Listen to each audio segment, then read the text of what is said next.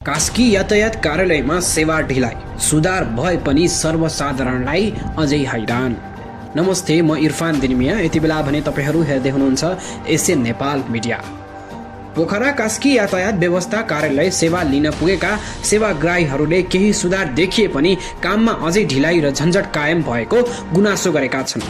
नेपाल सरकारले ल्याएको नयाँ सेवा र प्रविधि सम्बन्धी सुविधाहरू कागजमा राम्रो देखिए पनि व्यवहारमा पूर्ण रूपमा कार्यान्वयन नभएको सेवाग्राहीको भनाइ छ।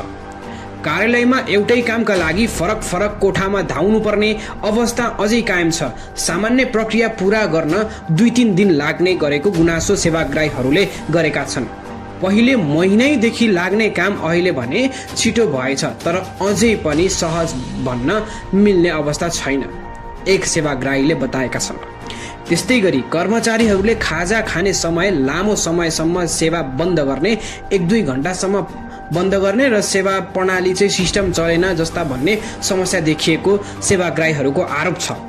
यसले टाढाबाट आएका, गाउँघरबाट आएका, अपाङ्गता भएका वृद्ध सेवाग्राहीहरूलाई झन् बढी शास्ति हुने गरेको बताएको छ। स्थानीयहरूका अनुसार सेवा सुधार प्रयास भए पनि प्रभाव व्यवस्थापन, सेवा मैत्री व्यवहार अझै आवश्यक रहेको छ। सर्वसाधारणले छिटो, सहज र पारदर्शी सेवा पाउने वातावरण बनाउन सम्बन्धित निकायको ध्यान जानु आवश्यक देखिन्छ। हेर्दै गर्नुहोला एसएन नेपाल मिडिया। हामी विशेष अपडेट लिएर आउनेछौँ।